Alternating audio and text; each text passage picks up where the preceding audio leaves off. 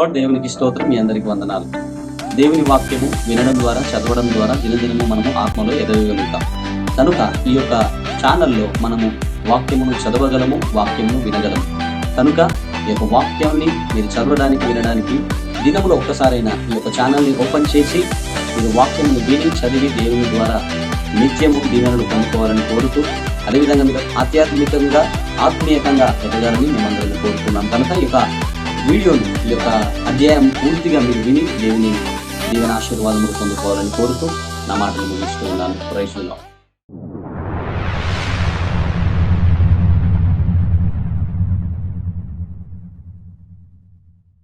యెహోషువ 23వ అధ్యాయం.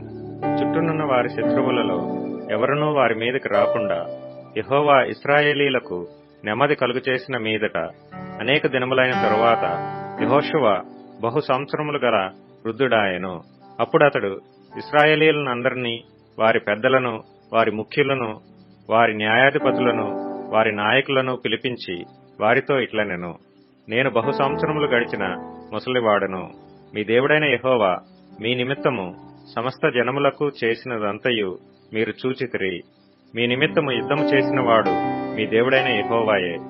చూడుడి, యొర్దాను మొదలుకొని తూర్పు దిక్కున మహాసముద్రము వరకు నేను నిర్మూలము చేసిన సమస్త జనముల దేశమును, మీ గోత్రముల స్వాస్థ్యము మధ్య మిగిలియున్న ఈ జనముల దేశమును మీకు వంతు చీట్ల వలన పంచిపెట్టితిని. మీ దేవుడైన యెహోవాయే వారిని మీ ఎదుట నిలవకుండా వెళ్లగొట్టిన తరువాత మీ దేవుడైన యెహోవా మీతో సెలవిచ్చినట్లు మీరు వారి దేశమును స్వాధీనపరచుకొందురు.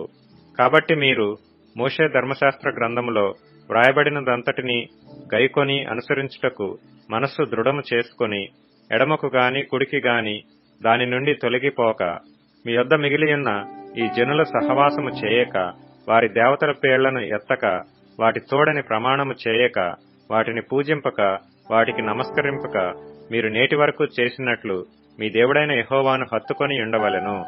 యెహోవా బలము గల గొప్ప జనములను మీ ఎదుట నుండి కొట్టివేసి ఉన్నాడు. మీ ఎదుట నేటి వరకును ఏ మనుష్యుడునూ నిలిచియుండలేదు. మీ దేవుడైన యెహోవా మీకిచ్చిన మాట చొప్పున తానే మీ కొరకు యుద్ధము చేయువాడు గనుక మీలో ఒకడు 1000 మందిని తరుమును.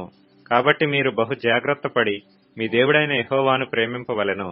అయితే మీరు వెనుకకు తొలగి మీ యొద్ద మిగిలియున్న ఈ జనములను హత్తుకొని వారితో 1000 మంది, వారితో మీరును మీతో వారును సాంగత్యము చేసిన ఎడల మీ దేవుడైన యెహోవా మీ ఎదుట నుండి ఈ జనములను కొట్టివేయట మానును.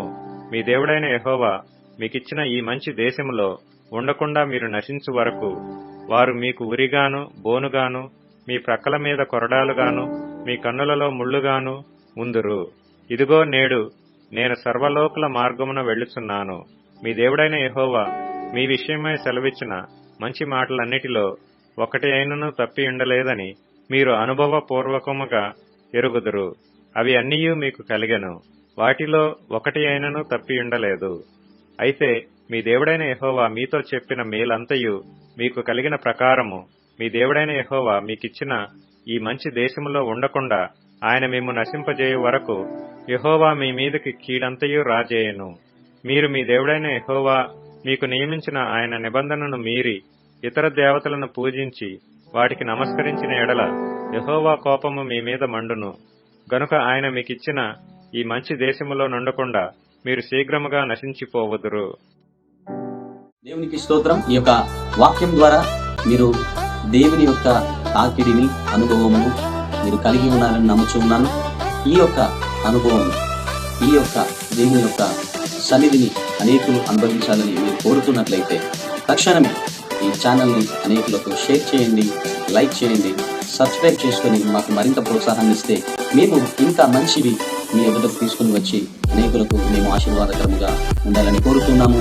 అదేవిధంగా మీ కొరకు మేము ప్రార్థించడానికి సిద్ధంగా ఉన్నాము. డిస్క్రిప్షన్లో ఉన్నటువంటి లింక్ని క్లిక్ చేసి ప్రార్థన విన్నపాన్ని తెలియపరిచినట్లయితే ప్రార్థన గుంపుగా మేము అందరం మీ కొరకు ప్రార్థిస్తాము. దేవునికి మహిమ కలుగును గాక. ఆమేన్.